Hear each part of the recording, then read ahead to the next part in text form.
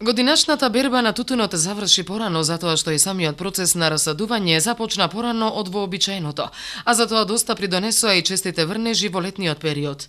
Проценките се дека во глобала квалитетот може да се очекува да биде добар, особено на оној кој е собран во последните 3 берби, во кои се доби тутун со одличен квалитет.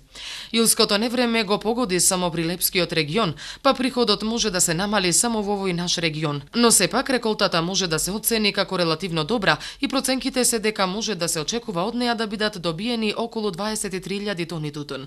Според податоците од Министерството за земјоделство, шумарство и водостопанство, 9 регистрирани откупни предпријатија пријавија 33.501 договори за производство и откуп на тутун, а површините годинава се за 90 хектари поголеми отколку претходната реколта. Врз зголемувањето на пријавеното производство на тутун, годинава позитивно влијание имаше рекордно висока просечна откупна цена од 217,60 денари за килограм, како и новиот скалес начин на исплатата на субвенциите по класи за реколтата 2017 година. Минатата година од регистрираните 9 откупни компании, откуп вршеа 8 и беа откупени 23.559.122 килограми тутун.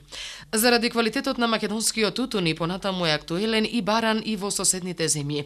Економското и социјалното значење на производството на тутун е поддржано со бројката од 40.000 семејства за кои е главен извор на екзистенција. Вкупното производство по години покажува дека Македонија во континуитет има стабилно и одржливо производство на тутун, од кој има годишен приход од околу 120 милиони долари, од кои околу 80 милиони се од чистиот тутун и уште 40 милиони долари од извоз на цигари. Македонија се наоѓа на 30-то место по количеството на произведен тутун во светот, како и на 15-то место по вредноста на остварениот извоз на тутун во светски рамки.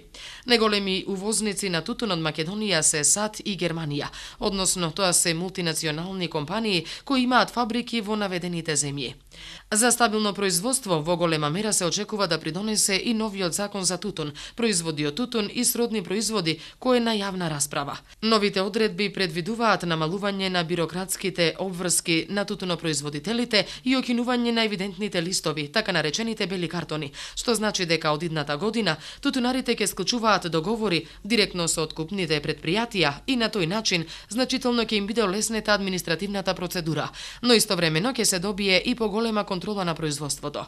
Она што е посебна новина во новиот закон е регулирањето на новите тутунски производи. Покрај тоа што првпат ќе се регулира прометот со новите тутунски производи во согласност со директивата 40/2014, вклучително за првпат и прометот со електронските цигари, исто така се зајакнува и контролата на состојките и адитивите во цигарите.